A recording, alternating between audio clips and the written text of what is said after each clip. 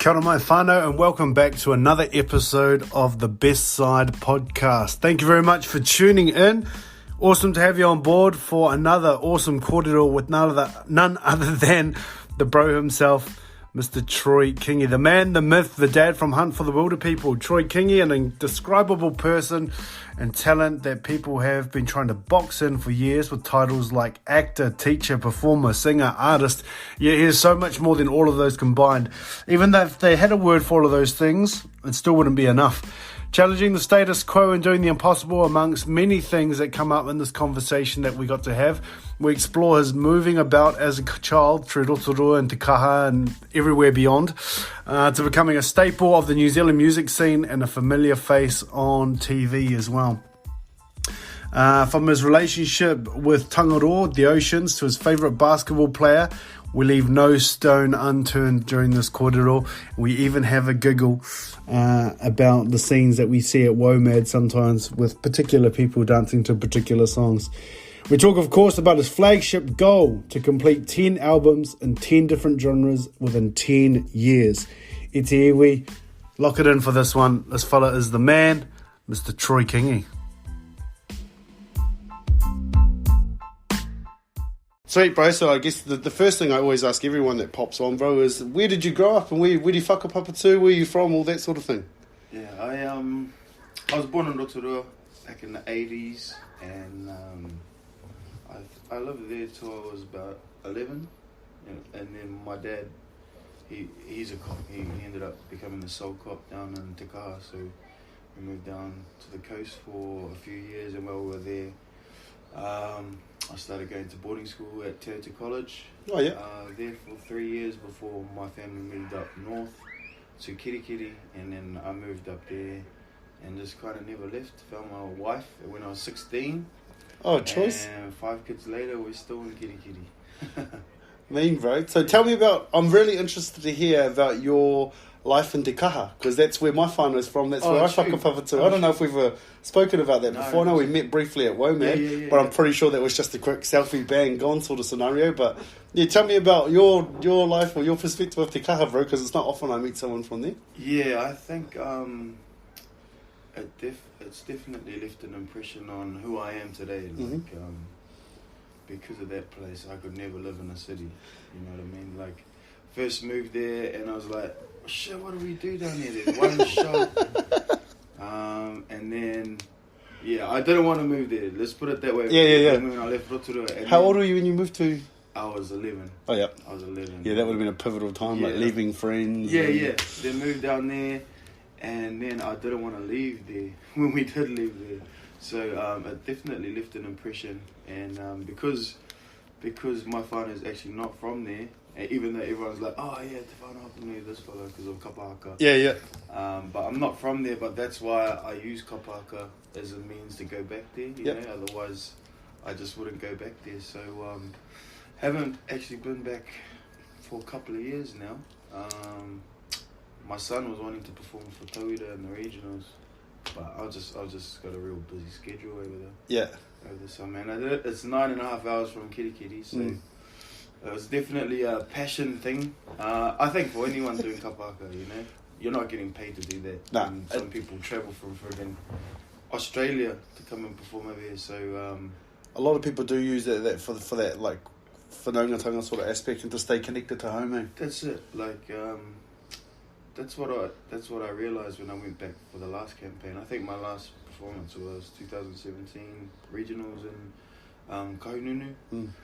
I do get soul food down there. It's a spiritual thing. Like, I get to tōrere, and then it's like nothing's changed. You go there and then you see the kids riding bareback on the horse. You know. I always crack up, bro, when especially my Pākehā friends, but just friends in general, when they see the movie Boy, and I'm like, that's what it's like. You know, that's where it is, and that is legit what it's like. They're like, nah, this has been hyped up for film. I'm like, nah, honest, like, legit, like, that's the wharf that we all jumped off and had the ice creams down in Waiho. Like, that is legit what it's like. And people think it's all fiction, but yeah, it's like You kind of travel back in time when you go down there. It's like time stops, eh? Like, I especially like because there's no reception. That's it. You've got no connection to anything, so it's just like you're there in the moment. And that's probably the main reason I travel down there, is just for that feeling. That whanaungatanga, but it's just that place is quite a special place. So yeah, I've always got Te Kaha in my heart wherever I go. And even when I used to fill out those forms, Koi Toiwi, it was always Apanui anyway, because they're always hearty. yeah. And if they see you write anything else, they'll be like, what do you have to, babe? yeah, hard out. So then, I guess, tell me about school, bro, because if you're moving around quite a bit during your school times, was it quite hard to apply yourself at school? Were you quite a good student? I was a good student, actually. I was a good student. When I went to Te College, they give out scholarships, like they give three full year scholarships, so your whole year's paid, and then like a half a year and then a term, and then me and two of my good mates ended up getting the full year that first year. It was cool, and you're not allowed to see your parents for like 5 weeks. They like cut you off, so you got to assimilate into the school. Pretty gangster, yeah. And then mum come down, mum and dad come down, and at the 5-week mark we have the athletics.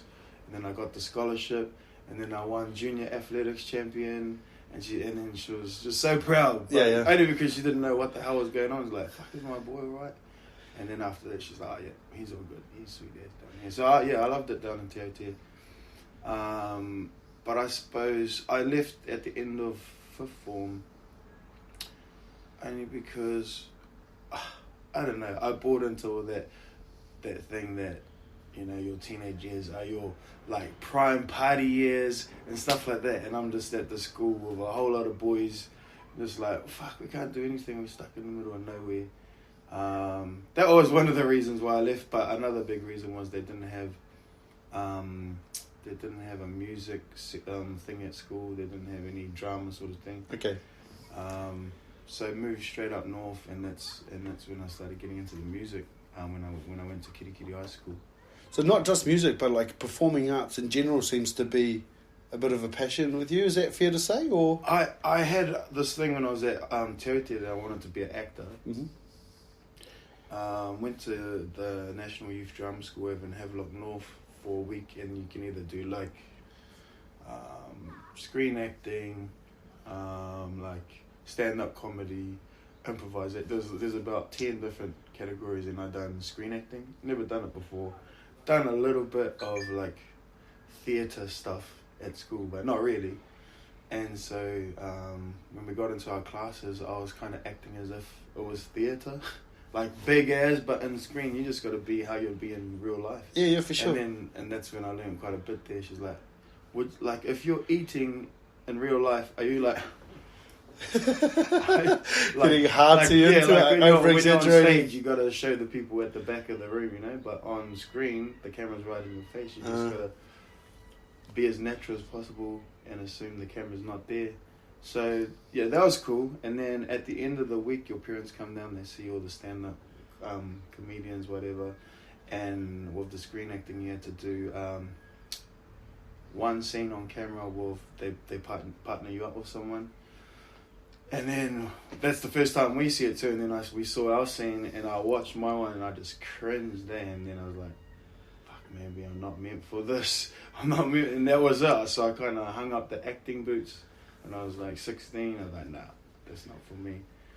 And then you kind of move forward 12 years, and out of the blue, get this call from one of my good mates' uncle, asking if I wanted to do an audition for this movie, Mount Zion. Only because my mate, we used to always practice at his house in his big barn, and I think he done 4 music videos for us within 3 weeks of this EP that I never really brought out.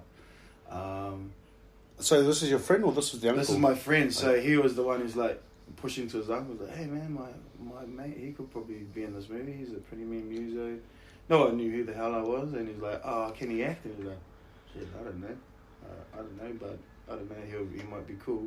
And then So I got this call up, and then I went to the audition, and it was the same thing. I was overacting and being pretty useless, and then in the gaps of this thing, I think I've said in a few interviews, in the gaps of like, fuck, I don't know what I'm doing, but I don't know what the fuck I'm doing.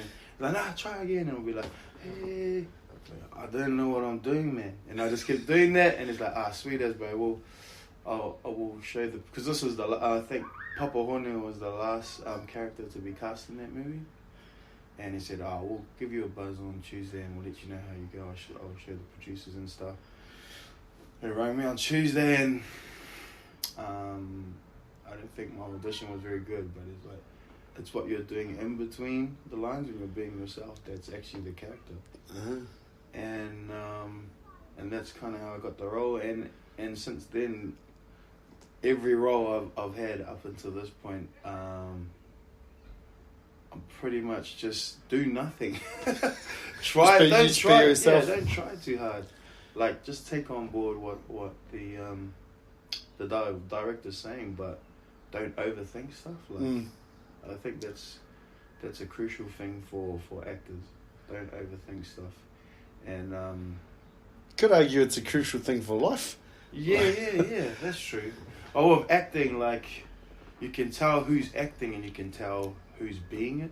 You know what I mean? Like, the eyes don't lie. You look at the eyes and you can tell, he's trying too hard. Or you look at the eyes and he's in the moment. You know what I mean? So, that's... Yeah. Cool. Yeah. So with you leaving school early, bro, was that ever an issue with your parents, or were they pretty cool? Well, I didn't leave school early. I just left Te early. Okay. And I was up in Kirikiri for the last 2 years. And that's when I found my passion for writing and performing in a band situation. Yep. And it was a stark contrast from, predominantly Māori, Te everything's tikanga Māori, and like 150 years old, and I go to the school where the first ducks was like 78 or something like that. So losing a lot of heritage, moving to and I was like, man, is this the right move? And the majority of people were white as well. But it was a good change up. Like, that's when I started listening to music I would have never listened to, and it just pushed me into tangents I would have never ever thought of. And I was just sitting in on one of my mates' band's practices one day where I was just got the buzz when everyone was just locked in together. Like, it's one thing someone playing a guitar and singing, but when there's like 4 people going in tandem, that impromptu. I don't know. That's another buzzy feeling, and that's probably the main thing I love about music. Not so much gigging. Like, my favorite thing is composing and bringing it to a band and then seeing it come to life. If I could get paid just to do that, shit, I'll be doing that every day. So, bro, when you talk about that, that moving into a different situation, all you said, all that heritage and stuff, you had at Te, then you moved to something that was a bit newer and very contrasting to, more mainstream, contrasting to what you had been accustomed to. How did you navigate that? What were some of the things, like, at the time, if I asked you that question, you probably couldn't answer, but looking back when you reflect now, how did you manage to move through that smoothly? Was it people you talked to? Were there things you did? I think I've always been quite a social dude, like, easy to make friends, you know what I mean? So, I don't know, even though it's a stark contrast of the people that were there to the people at Te, they're still beautiful people and they're all still really cool dudes. Yep. It wasn't too tricky. We want to I guess clarify for listeners. We're not saying different is bad. We're just saying that. We're just saying that. I was a little bit foreign because growing up, that's not what you used to. Yeah, because I had grown up through Koangareo, through Kurakaupapa, bilingual, and then Te, and then go to this pretty much mainstream that doesn't really have. There was no like Māori class or anything when I first moved there. So I was like, oh shit, this is mainstream as doing physics and whatever. Yeah. I don't know. I just treated it like just another part of life, like the next step of life and learning new